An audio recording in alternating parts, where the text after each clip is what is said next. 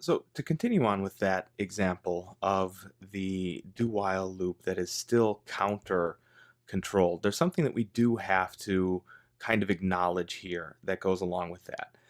So here, as we are doing our, you know, our conversions, right? So we've got everything that's happening inside of here.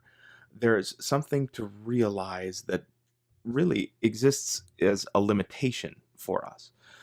This do while loop still requires a counter in order for it to be accurate. We still have a known number of iterations that continues through to help us maintain the state of our repetition. But what happens if that's something that we don't have? If we don't have a known number of iterations, what we have to rely on is some external value. And that's here on 58, is using a do while loop with an unknown number of values. We really rely on two different key items here. Those two key items we have to rely on are known as either a trailer record or a sentinel value. So let's look first at the sentinel value. A sentinel is, as kind of is noted here, is a special record or value placed at the end of the data to signify that the data is done. So let's just look at the example that the text gives us here, and this is on 59. What this particular algorithm is suggesting is that we are going to enter in user data as long as the exam score does not equal 999. That's on line number 4. So why is 999 a good sentinel value? A good sentinel value exists outside of the possible data that you're going to enter, and it exists outside of the probable data that you are going to enter. So let's look at a couple of sentinel values that are not going to be appropriate for something like exam score. How about 100? Is 100 a good sentinel value? No, right? Because 100 is a good possible score for an exam. How about a 0? Is a 0 outside of the possible and probable outcomes for an exam, right? No, because if a student doesn't take an exam, they get a 0. How about 110? It's a little better than 0 and 100, but it's still not great, right? Because if there's extra credit or if there's a curve, whatever, you can still get 110. So how about 150? 150 is unlikely, but it's not impossible. So 999 is the example that we have here from the text. 999 theoretically would be a good sentinel value because it is outside of the possible and probable entries that you would get. You, as a student, would have to drop a boatload of cash at me for me to go, yep, you can have 1,000 points. That's fine. But what happens if I wanted to enter 99 and I accidentally tapped the keypad one too many times? 999 is really one accident away from a 99, and it's a huge score. But it's also a mistake because this 99 with one added mistake right there is actually going to trigger my sentinel value there, and that's not something we want.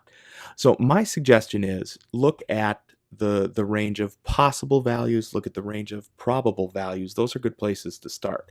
But also look at data entry errors or simple errors. 999 and 99 are really pretty simple to get confused. So my suggestion is even better than 999. 999 is good, it's not great. How about a -1? Is there any way that a student is going to receive a -1? The only way I can think of is if you're being a total and complete jackwagon. I can say, I am going to take asshole tax essentially on you, and I'm going to charge you points for this. A -1 is outside of the range of possible values, it's outside of the range of probable values, and it's outside of the range of accidental inputs. So -1 is, in my estimation, even better than 999 for our Sentinel values. So let's take a look at what this algorithm does. As we enter here on line number 4, do while exam score is not 999. What that's doing is taking our priming read from right here on line number 3. So we read in first our first data set. Why? Because what happens if there's no students? Is there any reason for me to continue looking for entry of student records if there's no students to enter? No. So this line number 3 with our priming read, gives us an opportunity not to enter 999 first and never have to enter into our looping as we see it there. So first and foremost, we get our priming read. That's right here on line number 3. So we get an exam score. Let's say, for example, it's an exam score of 90. Very next thing, we would enter in through here, line number 4. 90 is not, in fact, 999. So we would be able to continue on through our statement block here, which is everything that's happening here. Add 1 to total students, print the name and exam score, add exam score to total score, and read the next name and the next exam score. So why is that part important?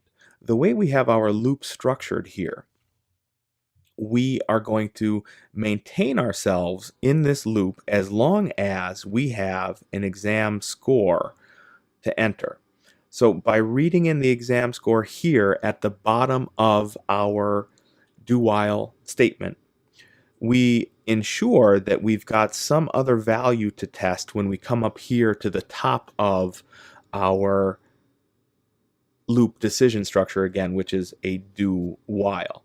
So this read here on line number 8 gives us something to test for our next iteration here on line number 4. So let's say this exam score is an 80. They're going down. This is never good for a teacher, but this next exam score is an 80. 80 is not 999, so that means I can add 1 to students. I can print name. I can add those to the total score. And I can come down through here and read my next student name and my next student value. Let's suppose this time, on the other hand, that the student value here for that test score is my Sentinel value. So this time around, it's 999. It's going to come back up here from line number 8. We're going to proceed to line number 4. And this time, this is going to evaluate as false, right? Because this time, the student score does in fact equal 999. So the Sentinel is what gets me out of this looping structure. So that 999 is what we are using as the moderator. It's what we're doing to ensure that we've got something that's going to get us out of that loop. So that is what a Sentinel gets you. Again, that Sentinel record of 999 in this example, which we can see down here. A Sentinel is outside of the range of possible values.